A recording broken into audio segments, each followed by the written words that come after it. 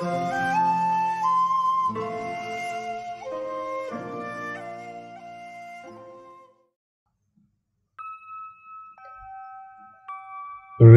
fortune.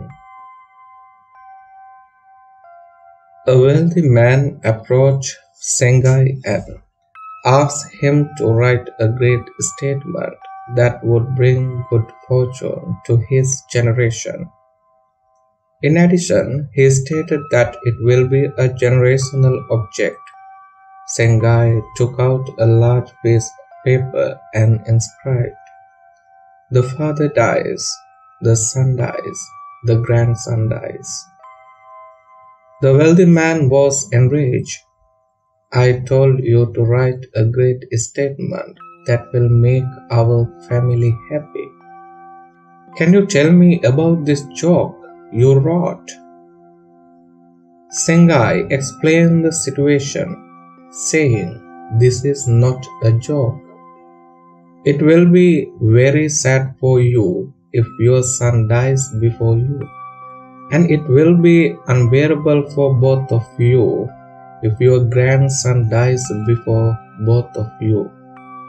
So, if death occurs in your family in the order I listed, it is some kind of natural order.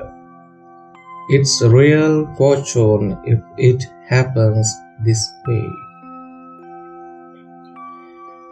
We can discuss many important Dhamma points through this story, but this is only one point to concentrate on. This story is about the impermanence taught by Buddhism. Sengai tells the rich man in a sentence that he should constantly be reminded of the impermanent.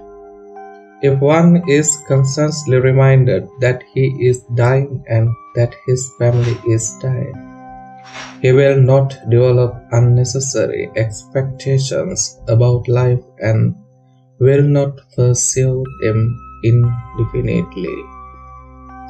Infinity hopes and aspirations devastate man's happiness and complicated his life.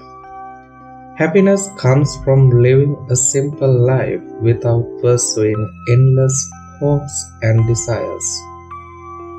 When you look at the lives of many wealthy people, you will notice that they pursue wealth and suffer greatly as a result. They spend very little time with their families, and in many places, family unity is broken. If we are constantly reminded of death, we will spend more time with our loved ones and continue to perform the duties that should be performed for them. It safeguards the family's unity. We can always live happily. Furthermore, if we are constantly reminded of impermanence, we will pay more attention to our karma. Then it is possible to avoid doing bad deeds while constantly being tempted to do good deeds.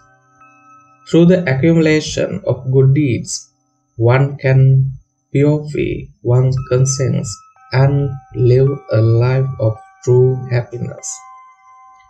Life in this world, as well as life in the hereafter, can be pleased. It also aids in the attainment of nirvana. Isn't that the real fortune of life?